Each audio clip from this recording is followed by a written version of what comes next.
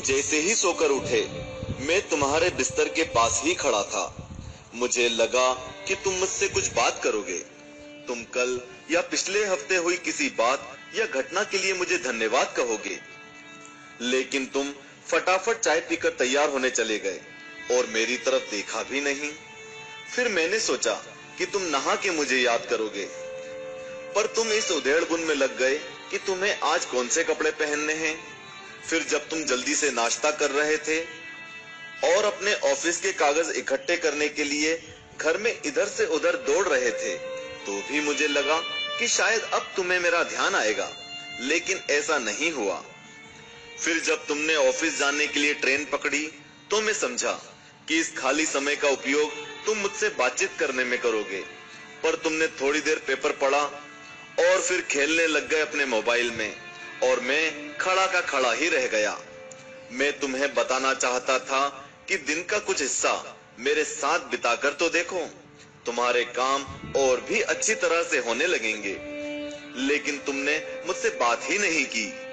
एक मौका ऐसा भी आया जब तुम बिल्कुल खाली थे और कुर्सी पर पूरे 15 मिनट यूं ही बैठे रहे, लेकिन तब भी तुम्हें मेरा ध्यान नहीं आया। दोपहर के खाने के वक्त जब तुम इधर उधर देख रहे थे, तो भी मुझे लगा कि खाना खाने से पहले तुम एक पल के लिए मेरे बारे में सोचोगे, लेकिन ऐसा नहीं हुआ। दिन का अब भी काफी समय बचा था। मुझे लगा कि शायद इस बचे समय में हमारी बात हो जाएगी, लेकिन घर पहुंचने के बाद तुम रोजमर्रा के कामों में व्यस्त हो गए।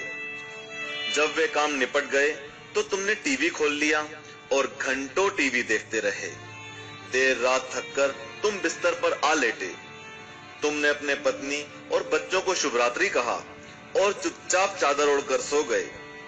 मेरा बड़ा मन था कि मैं भी तुम्हारी दिनचर्या का हिस्सा बनूं, तुम्हारे साथ कुछ वक्त बिताऊं, तुम्हारी कुछ सुनूं, तुम्हें कुछ सुनाऊं, कुछ मार्गदर्शन करूं तुम्हारा, ताकि तुम्हें समझ आए कि तुम किस लिए इस धरती पर आए हो और किन कामों में उलझ गए हो। लेकिन तुम्हें समय ही नहीं मिला और मैं मन मार कर ही रह गया। मैं तुमसे बहुत प्रेम करता हूँ। हर रोज मैं इस बात का इंतजार करता हूँ कि तुम मेरा ध्यान करोगे और अपनी छोटी छोटी खुशियों के लिए मेरा धन्यवाद करोगे। पर तुम तब ही आते हो जब तुम्हें कुछ चाहिए होता है। तुम जल्दी में आते हो और अपनी मांगे मेरे आगे रखकर चले जाते हो। और मजे की बात तो यह है कि इस प्रक्रिया में भी तुम मेरी तरफ देखते नहीं। तुम्हारा ध्यान उस समय भी लोगों की तरफ ही लगा रहता है और मैं इंतजार करता ही रह जाता हूँ। खैर, कोई बात नहीं, हो सकता है कल तुम्हें मेरी याद आ जाए, ऐसा मुझे विश्वास है और मुझे तुम में आस्था है। आखिरकार मेरा दूसरा नाम आस्था और विश्वास ही तो है। तुम्हारा पिता परमेश्वर। चूंकि हमने इस वीडियो का टारगेट